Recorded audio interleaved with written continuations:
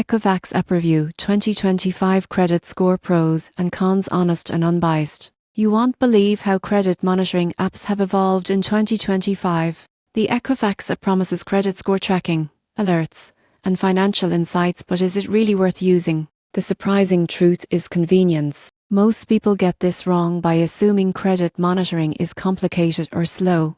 Equifax delivers real-time credit scores, reports, and personalized recommendations directly to your phone. One major advantage is protection. You won't believe what happens next when you see the app provides alerts for suspicious activity, identity theft monitoring, and fraud detection.